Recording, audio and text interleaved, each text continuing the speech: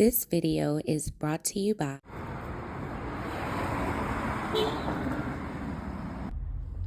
Cool Grain Clothing. We done gone worldwide and we coming straight out of Baltimore. Come on down, shop with us at 215 West Saratoga Street. And if you can't come and shop with us in person, go online right now at coolgrainclothing.com and make your purchase. Oh yeah, and by the way, if you ain't cool and getting the green, you're in the way, and that's just basic. What's going on, YouTube fam? This your boy Tony 2 times, and we back with another episode of the Baltimore Way, man. Before I start, be sure to tap that like button. Definitely watch this video to the end to hear the full story and all the details in the case. For the day one fam, y'all already know it's all love. Thanks for tuning back into another episode. If you're new to the channel and you feeling the content, feel free to subscribe. Definitely hit the notification bell so you can be notified every time we drop a new video. Oh yeah, feel free to share the channel with your peoples. Everybody is welcome. Let's get right into the story. As a young man growing up in a certain environment, that day will come around about them teenage years where you gotta make a decision. Whether to follow the crowd, do what everybody else is doing and thinks it's slick and go left, or have a mind of your own and go right. For most teens, in their mind, they want to move however their friends are moving. Even if it's not really in them. They might pick up a pack or a gun just to feel like they are in the mix. The thing about being easily influenced and jumping off that porch though, once you make that decision, there's no going back. Every inner city youth has a different story. Some come from good homes with good parents. They might just live in a rough part of town. Others might have it bad. Mother or father getting high, or they are forced to grow up early to take care of themselves, sometimes even their brothers and sisters. So for that kid, they feel like they gotta go outside, get active, make some money, and try to survive. Most parents, even if they are not the best role models themselves, try to keep their kids safe, get them advice to keep them on the right track, out of their cage, or even worse, the ground. But at a certain age, when your little boy or girl is no longer interested in staying safe, but they want the street life, most parents pray and say, okay, just be safe out there. But as a teen whose brain is not fully developed yet, unfortunately, we don't know the choices we make today can affect our tomorrows and other people's. And a split-second decision can change everything. And on this episode of the Baltimore Way, we'll be discussing the case of a DC teen's crime spree that came to a fatal end in Baltimore. About 6 months ago, Quante Spinks was an 18-year-old man navigating life in Washington D.C. He was still enrolled in high school and trying to figure out his next move. Quante had recently caught a charge in the district after him and his homies got caught in a stolen car, but it was nothing major and he was released. Now at a crossroad to go back to school, get a diploma, or stay in the mix, Quante would make a decision. In September of this year, him and his guys decided they would hit Baltimore, but nobody knew them. As soon as they hit the city, they turned up. On September 12th, the young men started pulling up on different people, mostly in downtown Baltimore, hopping out with blicks and robbing them.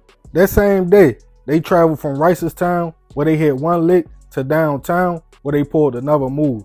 After that, the crew pulled up on a person on Light Street and demanded money before multiple shots went off, hitting the victim.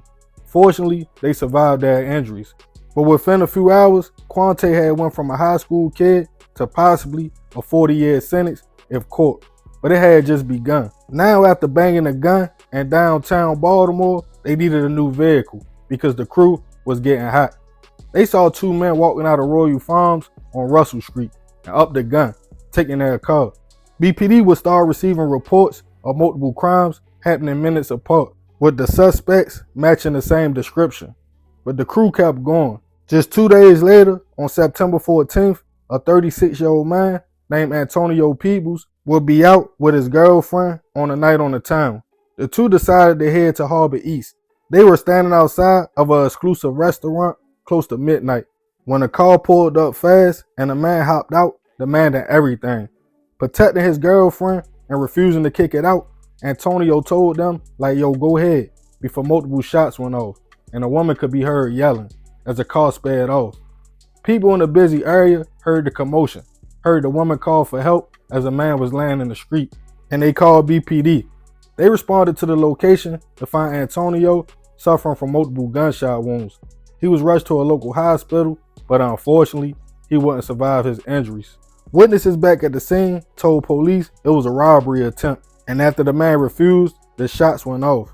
Just a few minutes later, police received another report of another carjacking on Orleans Street, in which the men involved also matched the description of the shooters in Antonio's situation. As abandoned cars were found around the city, matching the reported stolen cars, they were all searched for evidence and fingerprints. In one of the vehicles, police found a receipt, and the name on it was Quante. Also, surveillance video from Harbor East caught the whole incident.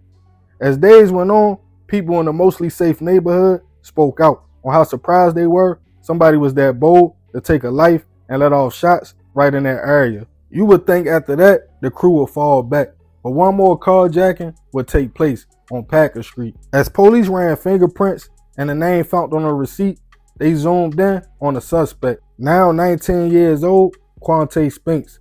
Baltimore police worked with D.C. police to locate the young man, who was initially picked up for questioning. He was suspected on being involved in 2 carjackings and also the murder of Antonio. But while being questioned at the station, Quante confessed to everything, from robberies, carjackings, the attempt, and the hit.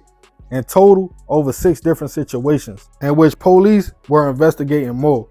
As his bail hearing came around, his attorney tried to fight for the young man. He asked could he be released and return back to school and finish up, but the judge felt like he was a threat to society and denied bail. Baltimore police are trying to implicate others in the situation, but as of now, Quante is the only one in custody.